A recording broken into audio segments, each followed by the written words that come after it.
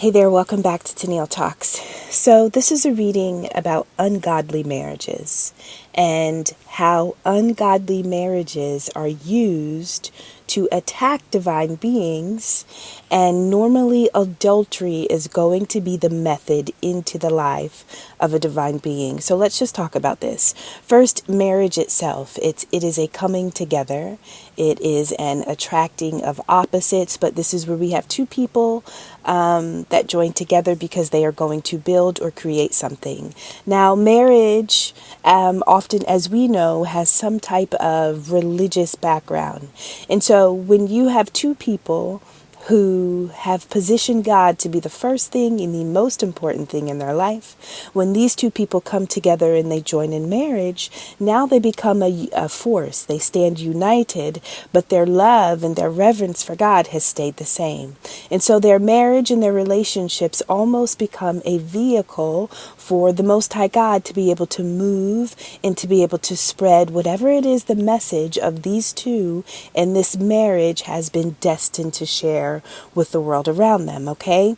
And so a godly marriage is a vehicle for the Most High to be able to do work through these two people. This is what godly people are conscious of. Everything they touch should be a billboard for their connection with the Most High, right? This is the Midas touch, right? They build nothing, they create nothing, they want to grow or expand nothing unless God has a place and a space in it. Now, when you have two people that come together to unite, but these are people who have succumbed to idolatry, right? And so these are people who have put things higher than God. Now, in this case, we are talking about marriages for money. Marriages where two people come together and their love and their reverence is not for the Holy Spirit, the Most High God, but it is for money. It is for wealth. It is for tangible, carnal, earthly things. These are the type of ungodly unions that are going through seasons of judgment. Now, the judgment that is brought to these connections a lot of times will be by way of a divine being. Now, let me explain this.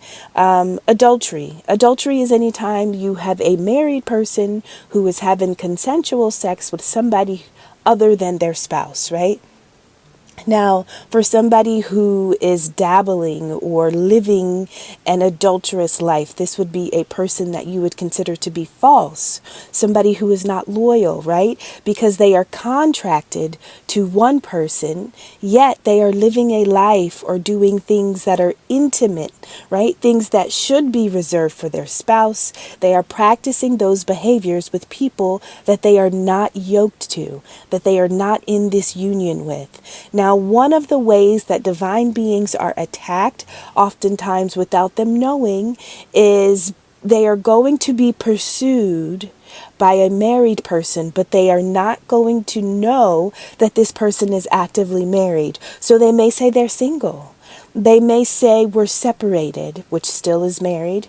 They may say, we've moved out, we've gone through a divorce, but nonetheless, there is something about getting a divine being. Now, in this reading, I have the Empress, but I also have the family scapegoat. So being a black sheep or a family scapegoat, it grooms you to be able to fall into roles and positions later in life. And so if you grew up as somebody who did have a divine calling, but in your family that calling wasn't witnessed, it wasn't discussed, it wasn't honored, and if anything, you lived an opposite existence, right? Where you were treated as if you were less than, even if the calling on your life was greater than those around you, right? You were under some type of illusion where you were not supposed to believe that you possessed anything unique, anything special. Now, when divine beings are raised into karmic and toxic families where they are never loved properly or given proper attention or time or care, you almost get used to that type of relationship narrative. You begin to think that this is what you deserve. This is what you are. So now when you become a grown-up and you begin adulting and forming your own relationships outside of your family or your familial connections, the type of people that you attract are going to connect to you in the same way that you are used to, right? They're going to use the same roads that were built by way of members of your family. So here we are. In order to get a divine being to lose access to their own divinity, they have to be participated. They have to be they have to be making a choice that is outside of their calling. They have to get themselves off track. And so one of the ways to get somebody off track is to trick them into thinking that they are participating in one thing, but in the reality, they are a part of something lustful or dark. And so this is where you have these married couples, two people that have come together and they want to use their marriage as a vehicle to gain wealth, right? They want to use their marriage as a way to gain power. And one of the ways that they will do that is by taking or harvesting energy. But the operation or the agreement between this husband and wife is unknown to the public eye. To everybody else, you think that this is just a naturally married couple, but they are using their marriage as a business front, right? They are gaining fortune. They are looking for opportunity. They want to figure out, how can we come together, right? How can we unite in order to get success and happiness and wealth? Now, adultery. A lot of times you'll have these people who've been married for a very long time. Now, the entire duration of the marriage, at least one of the spouses has been physically or intimately disloyal. They have had sexual relationships with many people from the time that the marriage started to the time that the marriage ends, if it ever ends. Some marriages never end into divorce because the agreement wasn't love. It wasn't to live out a marriage in the way that God designed it to be. The agreement was to gain. It was to prosper. How can our connection to one another prosper us? And so you'll have one partner who is having multiple sexual relationships with many people, and then you have the partner who's home, right? And many times this is going to be the partner that was innocent, that had no idea of what their spouse was doing. But I call BS on that act, right? You should have a partner. That is true to the character that they should play. They should never know, or they should never admit that they know what their partner is doing. Now, there are going to be some cases where a partner is cheating, but they have a child. Now, in those situations, obviously the public knows, because now you have proof, you have life of whatever the interaction was between you and a non-married person. But in this situation, I feel like the partner that always claims to be innocent, or the partner that claims to not know, that is the partner that is almost supposed to keep their head above ground and make sure that life still looks normal, although they know they are tied to a person and that they are in a marriage that is outside of what it was supposed to be designed for. And I'm talking about spiritually, right? Marriage is a calling. Everybody is not called to be married. And some people are abusing the calling of marriage, and they're using it as a front to do something dark, to do something sadistic, right? And so these couples, they want to feed on divine beings, but they have to do it in such a way that the divine being doesn't know that they are tied or yoked to some type of contract. Now, the idea is if a married couple is able to get a divine being to be in a adulterous relationship, if they can get a divine being to be open, right? If they can get them to consider it, to open their eyes, to open their mind and their heart to somebody who was already married, it will corrupt the nature of the divine being. And then, as the empress or as the emperor, you no longer have access to the benefits of your rank. Do you understand? You don't have access to the benefits of your calling. And so there is a sacred union that is assigned or allowed for divine beings to experience, because you are going to use the sanctity of marriage. You are going to uphold it. You are going to display it to the world in a certain way. And so if a divine being gets in the relationship with another being who is also a part of a calling, well, then that vehicle, that relationship, that marriage, it is going to operate on such a grand scale that the Most High God is going to have a lot of room to work with by the nature of just who these two people are that came together, right? And so how do you attack that? Well, before these people ever even meet, right? They are going to have to cross paths with a lot of people who are going to market themselves as the ideal person to be, to be linked with. Now, let's talk about adultery, because it's not always sex, right?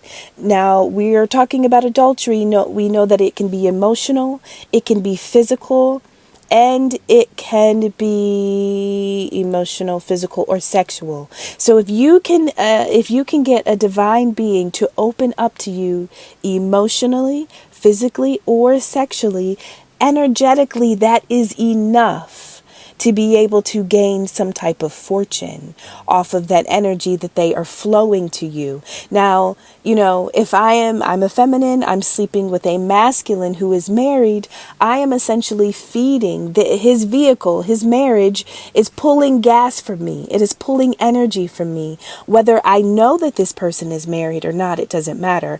I am feeding into this machine, right? And so when I consciously have chosen somebody that is divinely off limits, well, then I cannot be rewarded. I cannot receive what has been allotted to me.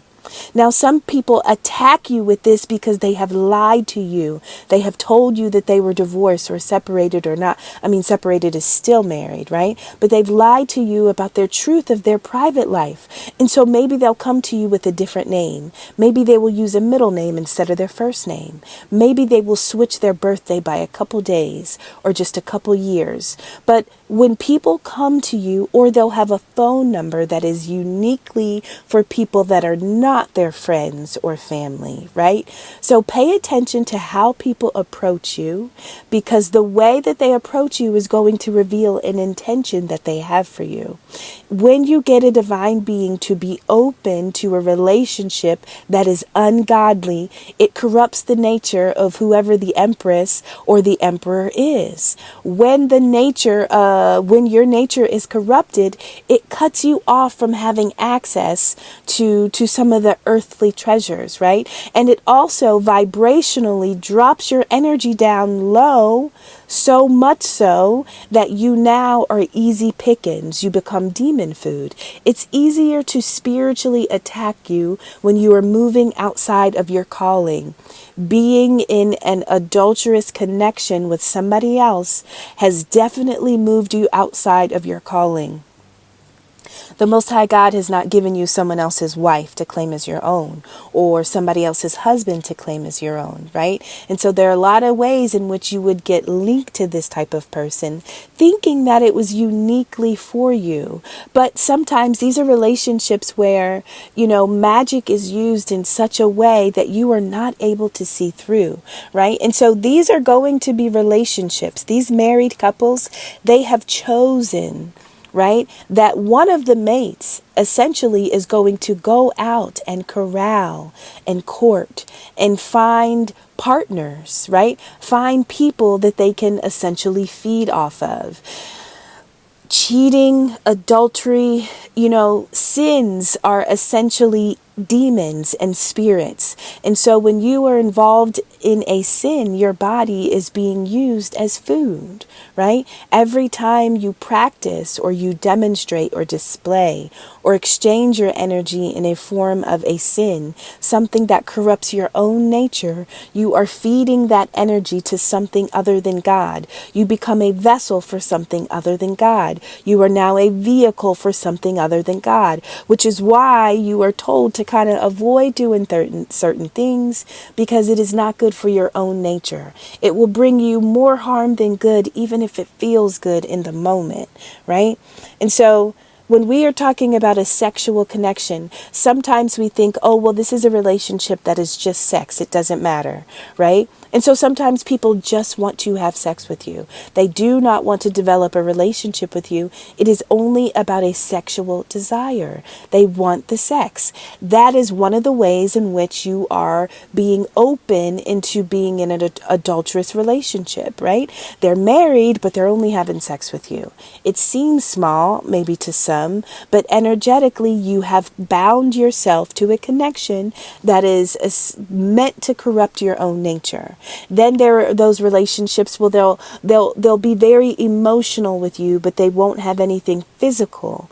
Or maybe you haven't had sex. You just feel like, oh, we just have an emotional connection, right? Well, when we're talking about having an emotional connection, we're talking about limerent relationships.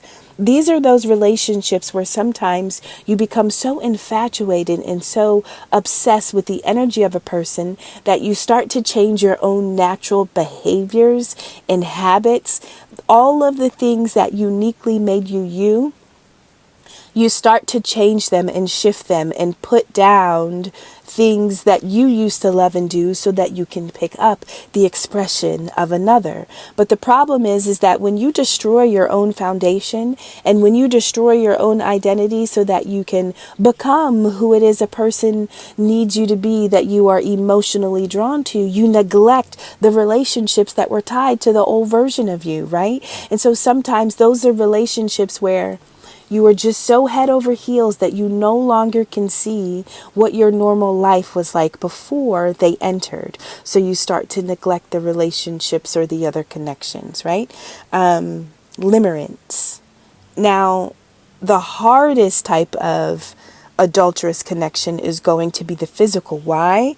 Because it talks or it combines all three of those biological drives. It binds the emotion, it binds the physical, and it binds the sexual. That is going to be one of the hardest type of cheating or adultery type of relationships to break out of. But what I'm saying is that it looks many different ways. And so sometimes when people are attaching to you or they're touching you or they're just wanting to be physical or they're just wanting to be sexual or emotional, all of that is enough to get you to be open to them. And once you are open to them, you essentially have become food for some type of beast. There is some entity somewhere that is feeding off of you simply just participating in a connection like that. Right? You are food. You are food. And oftentimes you will find that in these connections, there will be some type of breakdown. There will be some type of confusion where your energy just becomes muddled and you don't know if you're coming, you don't know if you're going. Maybe you start to get in so deep that all of a sudden you had no idea what you were a part of. I am just saying that there are levels to people that use their marriage to court or to harvest or to chase or to get people to be a part of whatever it is that they have agreed to in their own contract. And so you can have one woman date one man, but if this man is dating five other women, this is a six-headed beast. And you are becoming a seventh head, right? And so here it is, you have seven people that are involved in sexual acts. They are trading energy. They are trading sex. They are trading emotion. They are trading physical touch, right?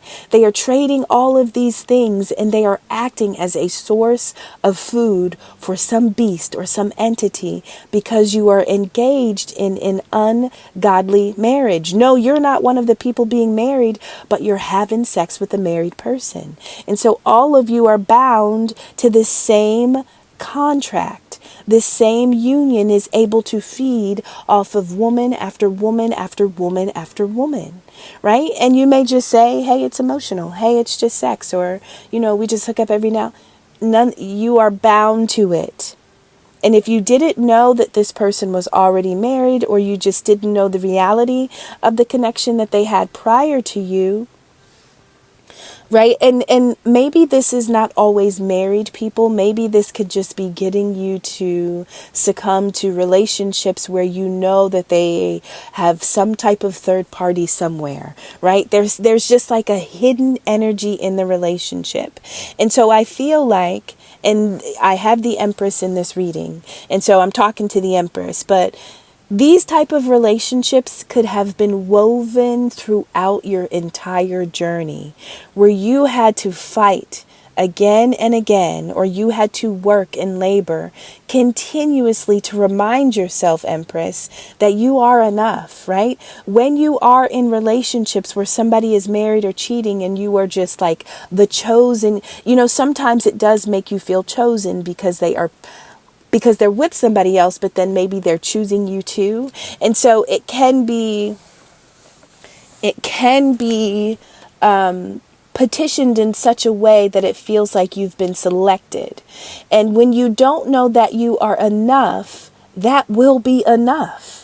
It will be enough for somebody to only be able to spend time with you 2 out of the 7 days a week, or somebody that can only speak to you after the hours of 10 p.m. or before the hours of 7 p.m., right? Like sometimes it is enough to just have pieces of a person.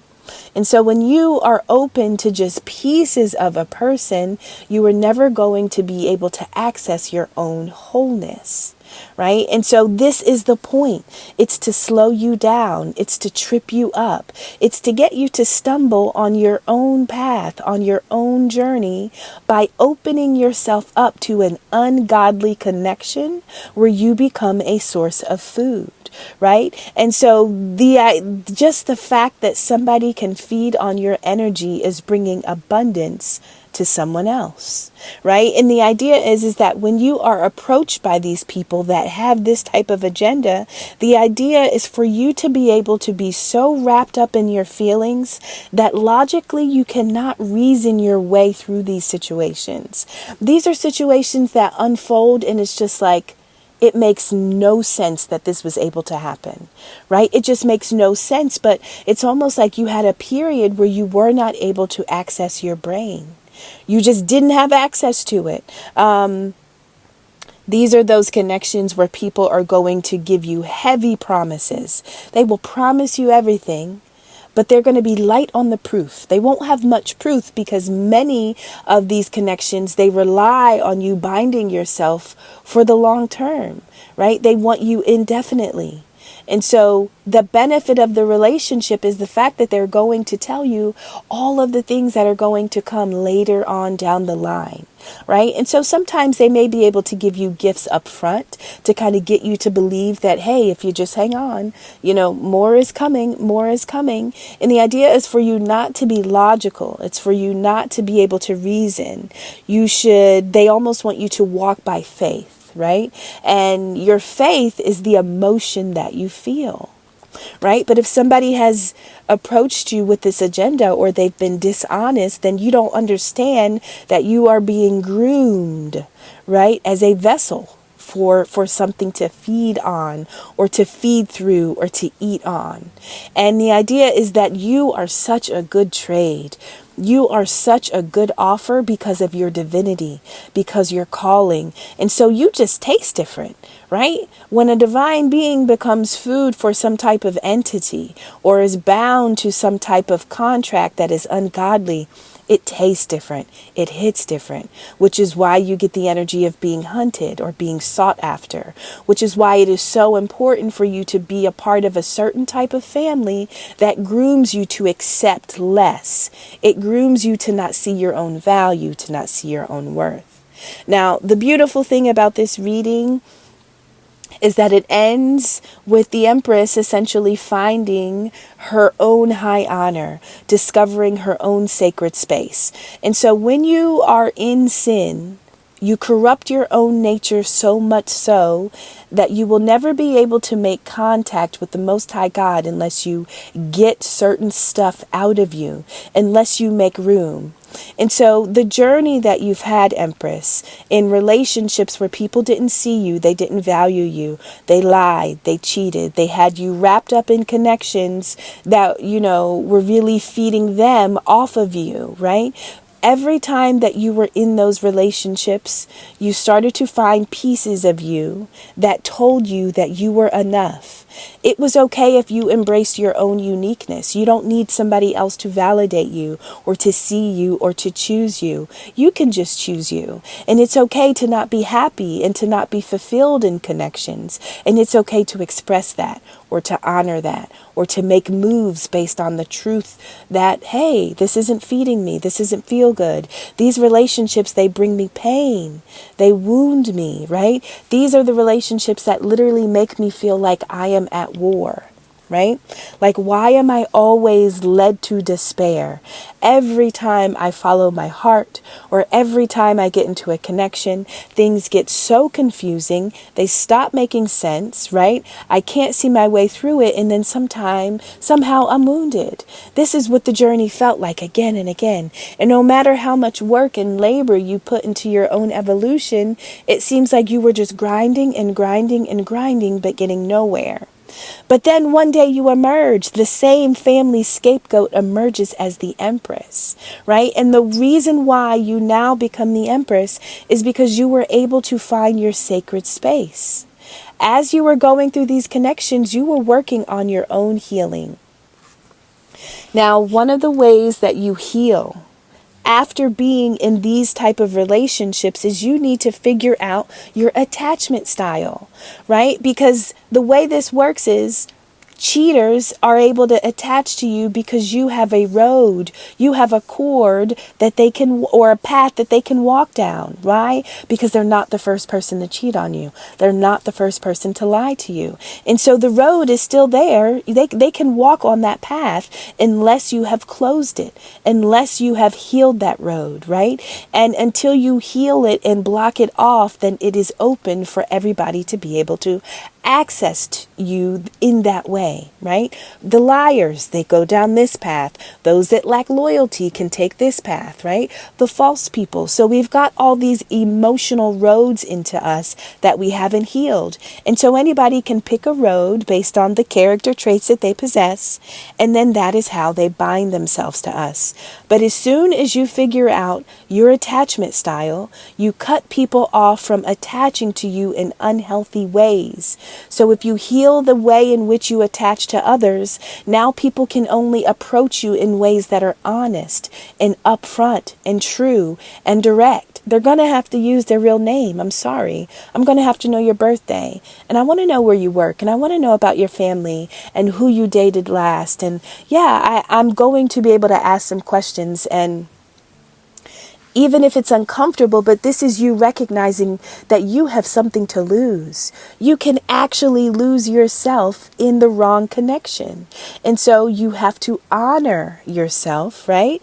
By healing. Now you've created such a sacred space that people can't find a way into you. The roads are no longer there.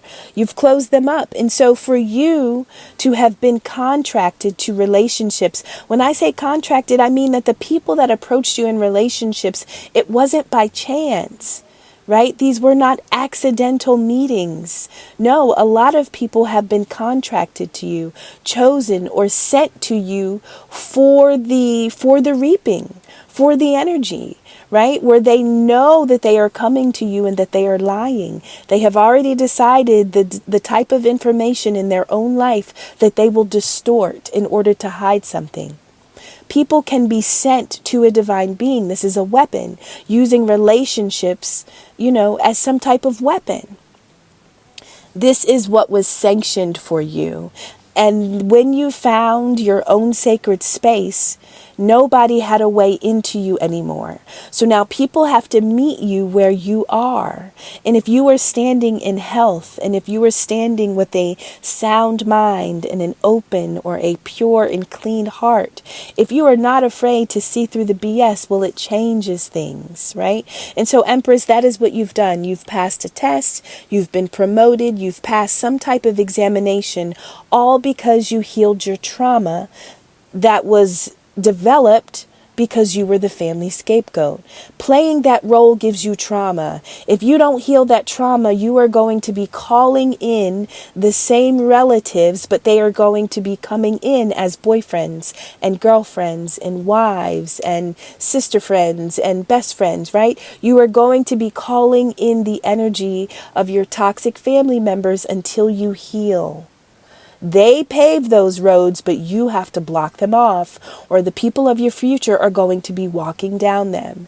And so when we're talking about attachment style, there are 4 attachment styles. You have the secure style, which is like the ideal style that we all want to be a part of. That means that your parents were good enough. You know, they didn't have to be incredible, but they were good enough at consistently creating an emotional bond with you. They were consistent, and they did a pretty good job. And so your attachment style is secure. You are secure in yourself. You make good choices. You don't mind trusting people. You don't mind relationships. Like, we all would want to have a secure attachment style. But as the family scapegoat, sometimes you may be avoidant or dismissive because you had a parent who was distant, right? Who didn't see your feelings, your wants, your needs as priority. They didn't give them any type of importance, right? If that is your style, then you are going to be with a partner who is very distant. They don't want to talk about emotional things. They don't want to go too deep. They don't want to get too close, right? And so you will be in a third-party relationship with somebody that is physically or sexually using your body, but emotionally they can't, they don't know how to fill your cup. Right? But they walk down the road that your family member paid for them to walk down in your childhood. And then you have the anxious or the insecure, the preoccupied, right? This is somebody who doesn't really think that they can walk in whatever shoes they're walking in. And so they are going to intentionally fall short. Right? They are going to be so busy doing nothing that they can't do the one thing that's in front of them. Grow the relationship, develop the relationship, have the hard conversations, right? They don't believe that they're capable. They are too scared of being who they are in their own life to meet you in your life. And so they're going to be avoidant. They're going to be preoccupied. They're going to seem busy, but the reality is that they're doing nothing. Those are the people that you start to date later in life that are always working, always got something to do. Oh, he or she is a good man. They're just busy all the time. No, they're not. They're preoccupied with something else because they don't have the skills to invest in a true relationship with you. And so they busy themselves or appear to be busying themselves. But the reality is that they're shallow. There's no depth to them in their ability to connect in a relationship. Right? And then lastly, you've got the disorganized attachment style.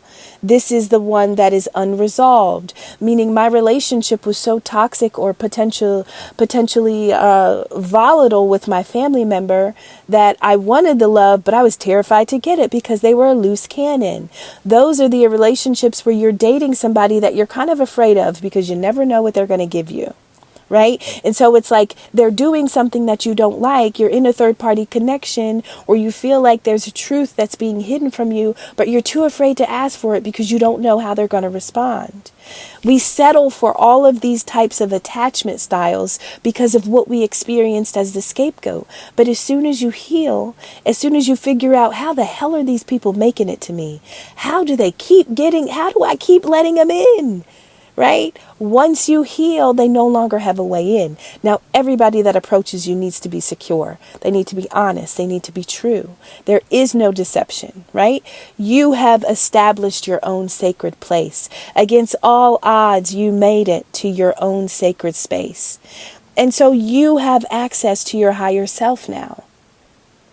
There is no illusion, there is no magic that can hide truth from you, right? And so anybody that attempted to sever your divine connection, to sever your cord to the Most High, is going through a period of judgment, literally being judged by the higher self. Your higher self can be seen as a mentor, right? But it is the part of you that helps you get in alignment, that helps you find your purpose. If you are in a trashy relationship, you are never going to be able to find your purpose, because that relationship is outside of your purpose. You have to drop it in order to make sure you are only carrying what will take you to your purpose. Certain people, places, and things are begging you to pick them up so that you won't have room to carry your purpose, right? And so these are the people that are going to be being sent to you. They're going to want to get you to open up. They will promise you a great fortune, but the reality is that they want you to be devoured by the same beast that they have contracted themselves to. Now, judication, this period of judgment, I want you to consider your higher self to be like a mentor. Consider it to be a guide. And any time that you are doing something outside of your calling, it is hard to hear your guide. It is hard to hear your mentor, right? Which is why it's so important to get you to corrupt your own nature and to sin against yourself, because then you just choose the path, right? Nobody else had to coerce you. You just chose it. Once you are in alignment with your higher self, now earth becomes your playground. This is where you can create, you can build, you can form things, right? Now the energy of the Most High, it flows to you. You become a vessel, you become a vehicle. This is what was never supposed to take place for whoever the Empress or the divine feminine energy is that I'm speaking to. And so this is the way that marriages or married couples who normally come together for money, some of them agreeing, they know what they are a part of, they know what they are doing, and the divine feminine, the divine masculine energy is definitely targeted as a way to get you to essentially move outside of your own destiny. I hope that this reading was beneficial. I love you, and I will see you on the next one.